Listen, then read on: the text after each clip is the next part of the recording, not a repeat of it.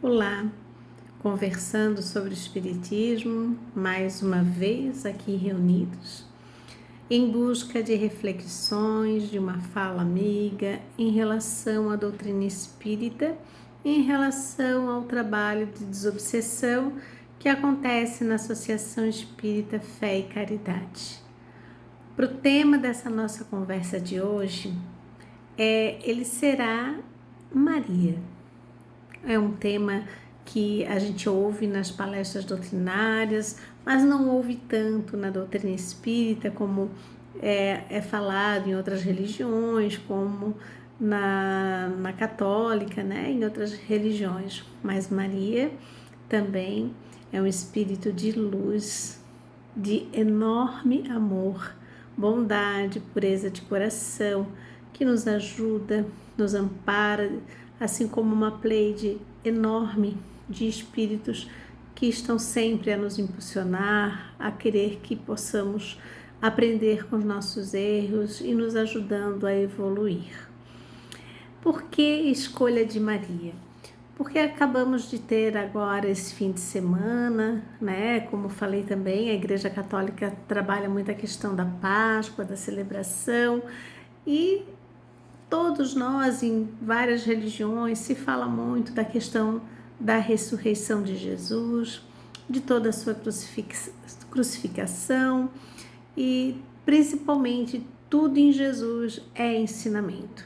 Ele veio, né, com esse objetivo, não com aquele objetivo que se fala, ele veio nos salvar, ele veio nos orientar, e assim, com sua orientação de amor, que ele mesmo testemunhou, ele nos mostrou o caminho para que nós nos salvamos, né? E ele mesmo fez todo esse sacrifício, que não era mais para a evolução dele, por já ser um espírito crístico, por ser um espírito de luz, um ser puro, mas para nos mostrar que é possível. E falar sobre esses espíritos, esses modelos, né? O Livro dos Espíritos, Kardec pergunta qual que seria o modelo a seguir, se teria alguém como modelo. E eles falam simplesmente a palavra Jesus. Jesus é o nosso modelo. Jesus nos disse, né? Eu sou o caminho, a verdade, a vida. Ninguém vai ao Pai senão por mim.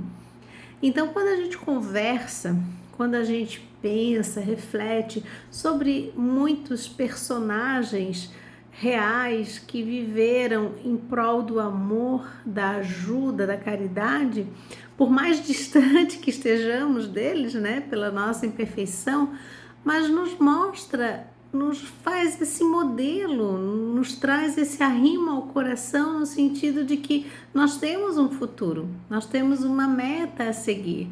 No último vídeo que eu gravei, que conversei com vocês, a gente falava do passado, do presente e do futuro.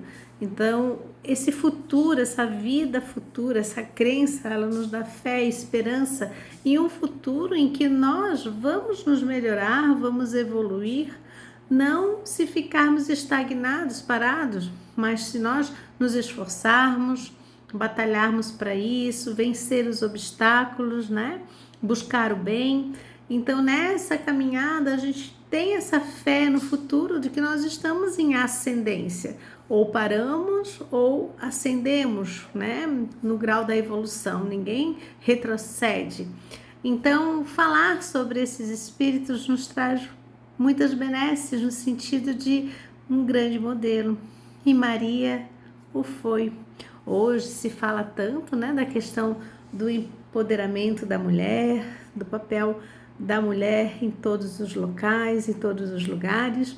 E a mulher, ela tem em especial já uma percepção do outro, da alteridade, de se colocar no lugar do homem, do outro, né? Homens também, mas esse que a mais de sensibilidade oportuniza muito esse olhar.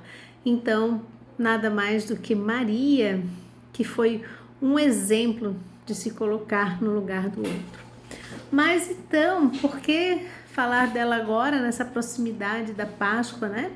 Que passou no fim de semana? Porque eu peguei no livro, esse livro é Boa Nova, é um livro de Chico Xavier. Boa Nova é um livro que Emmanuel nos traz relata várias passagens de Jesus durante a sua missão aqui na Terra, mas como se fossem nos bastidores. Tem outros casos ali dentro que são reflexões incríveis, importantíssimas para nós. E o último capítulo desse livro, né? O último capítulo nós vamos encontrar com o nome Maria, né? Então, Emmanuel nos conta que Maria, ela durante todo o Calvário, né? Durante todo o trajeto, ela acompanhou Jesus e ficou aos seus pés quando ele foi crucificado. E ali, vocês imaginem o coração de uma mãe, né? De a dor que é ver um filho passar por tudo isso, e ela, em muitas lágrimas, pensando desde a manjedoura, do nascimento de Jesus. Então ela veio a lembrança de quanto a própria natureza abraçou aquele ambiente, aquele lugar, os animais, o ar, tudo, a luminosidade estava dando boas-vindas a Jesus, esse ser de luz, né? E ela, lembrando disso, lembrou de como genitora também, como foi a infância, embora a gente não tenha, nos escritos não trazem muito sobre a infância de Jesus e a mocidade, né? Vem o nascimento, depois nos falam algumas, só nos remete em alguns pontos, depois vem quando ele teve esses 3 anos de peregrinação que levou à data da sua crucificação, da sua ressurreição, né? Mas aí Maria conta nesse livro que Maria, nessas lembranças, lembrava daquele menino pequeno, que criança, ele ia nas estradas conversar com os viajantes, tendo muito amor no coração, orientando. Ela lembrou quantas vezes ele trazia na oficina de José pessoas que estavam andarilhos para que José o abrigasse. Ela até lembra de um episódio em que ele trouxe 2 pessoas que estavam com fama de serem malfeitores e levou esses homens para serem amparados por José na oficina, né? Recebeu um pouso. E diz que Jesus, num zelo, num cuidado, numa amorosidade, que mesmo ele sendo criança, as pessoas se rendiam àquela vibração pura, aquela vibração de amor. Então Maria ficou ali nessas lembranças, né? E também pensou nessa missão espiritual de Jesus. Foi quando, nesse momento, no seu choro, na sua dor, em ter seu filho ali na cruz, ela falou, né, que fez uma oração a Deus e disse, Pai, deixa eu até pegar aqui no livro direitinho para não falar errado, né? Quando ela disse assim, Pai, faça-se na escrava a vontade do Senhor. Ou seja, se colocou em obediência a Deus, né? Percebe que ela foi um dos instrumentos para que Jesus fizesse a sua missão e que então, acima de tudo, estava a vontade de Deus, estava a missão. Então ela disse, faça-se na tua escrava, no sentido de resiliência, de que ela ali faria o que fosse o melhor para Deus. E nesse momento de reflexão, de oração, ela sentiu uma mão em seu ombro e era João. E eles se olharam e João a abraçou e ela recebeu aquele alento. Foi nesse momento que os dois olharam para a cruz, encontraram os olhos de Jesus e ele então falou, né? João, não, falou, mãe, eis aí o teu filho. E falou para João, filho, eis aí tua mãe. Nos dando um grande ensinamento, Jesus em tudo, né? Desde o momento que nasceu até o seu último suspiro, a sua ressurreição, tudo em Jesus foi ensinamento para nós. Então, nessa fala em dizer para João que eis aí tua mãe, dizer para Maria, eis aí o teu filho, ele mostrou que a humanidade é muito maior do que os laços consanguíneos, no sentido de que somos todos filhos de um mesmo Pai, somos todos irmãos e devemos nos amar, nos respeitar uns aos outros, como uma mãe ao seu filho, como o seu filho à sua mãe, né? E então esses laços, ressaltando principalmente os laços de amor. Após a crucificação, os discípulos se foram, cada um para um canto, falando, pregando a boa nova, e João também teve que se afastar, e Maria então foi para, alguns livros falam Bataneia, outros falam Betânia, né? Maria foi para lá onde foi recebida por seus parentes e lá ficou. E sempre muito atenciosa, muito procurada e sempre conversando sobre Jesus, falando das suas memórias, sempre levando todas as passagens que Jesus tinha, que ela presenciou, que ela escutou dos ensinamentos de Jesus.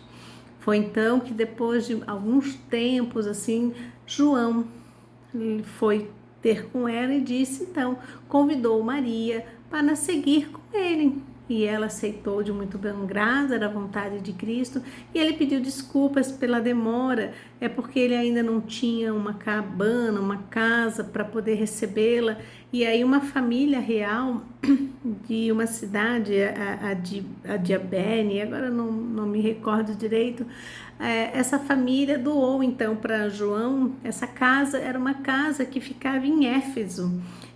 João estava lá em Éfeso fazendo as suas pregações e ela era voltada, ela ficava num morro voltado para o mar, né? Então tinha esse grande contato com a natureza. Maria, muito solícita, foi com ele e João então ficava nesses atendimentos a todos os viajantes e Maria também conversando sobre Jesus. E quando se viu, tinha uma peregrinação muito grande a essa casa e Maria sempre atenciosa, atendendo. Mas João, ele tinha que sair, ele saía muito em sentido de atender a igreja, atender a toda a sua outra parte de pregação. Maria ficava muito sozinha, então eles começaram a ir mais lá para falar com Maria. E ela, com toda a amorosidade, acalentava, amparava, ajudava, conversava, orientava. E aí começaram a dizer então que era a casa da Mãe Santíssima, porque, né, uma vez uma pessoa que estava ali, um mendigo, solicitando, ele falou a todos, né? Sois a mãe do nosso Jesus, do nosso Mestre, és nossa Mãe Santíssima. E aí começaram a falar que era a casa da Mãe Santíssima. Maria, ela gostava muito da maternidade, né? Então, esse título de maternidade de mãe lhe agradava, embora tivesse uma humildade incrível, né? Então ela fez todo esse legado e uma das frases que ela falava muito para as pessoas era assim, ó, isso também passa. Chico Xavier, Emmanuel, usavam muito essa frase, né? Essa frase de Maria, isso também passa, isso vai passar, né? Tudo passa. Então, no sentido da esperança.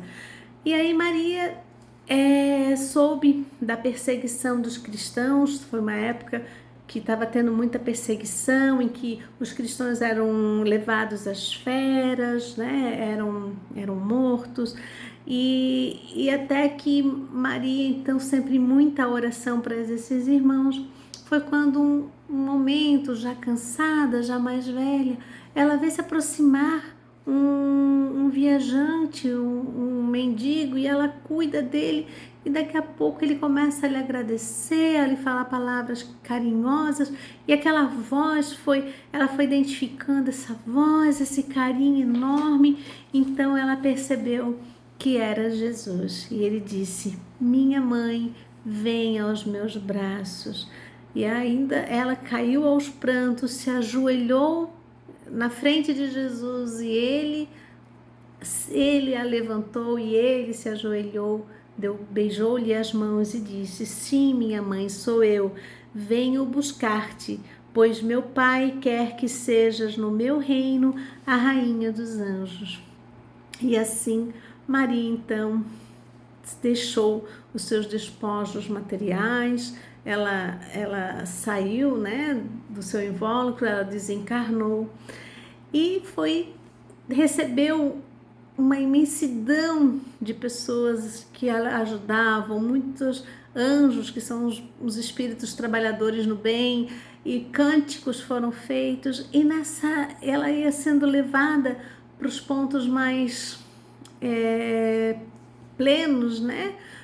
Quando ela teve uma vontade muito grande de ver a Galileia e no instante então ela viu a Galileia e aí ela quis estar presente àqueles irmãos que estavam nas sombras. Foi então que no mesmo momento ela foi levada a uma cidade do Vale das Sombras e lá ela encontrou muitos irmãos em sofrimento e ali ficou antes da sua partida, amparando, conversando, orientando um por um no seu amor divino, no seu amor sublime e até se aproximou de uma das irmãs que estavam ali e pediu para ela: canta, não deixa a alegria. Ela pedindo aos corações que a gente não desanime, que a gente tenha alegria nos corações. E assim essa moça começou a cantar e esse canto foi se envolvendo, todos começaram a cantar. Então, e aí ela seguiu no seu caminho e hoje Maria, a espiritualidade amiga, traz através das obras literárias que Maria, ela atende aos suicidas, atende aonde tem mais sofrimento. Então, aquele coração pleno de amor.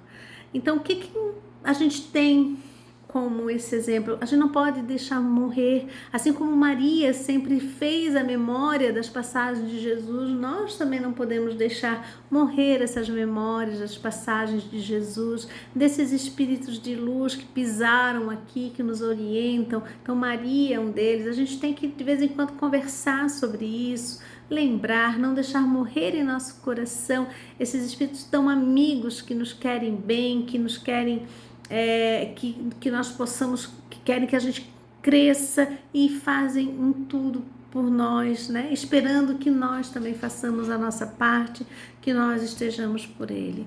Maria sempre trouxe um grande exemplo também, que foi o da oração. Então, eu acho que o maior legado dessa passagem que tem nesse livro é em relação a não deixarmos de orar, a importância da oração e a importância de não desanimar, porque isso também passa. Tenhamos alegria em nossos corações, busquemos, por maiores dificuldades que estejamos passando, acreditar, ter fé que tudo vai passar. Que Jesus nos ampare, assim como todos aqueles que estão ao nosso lado.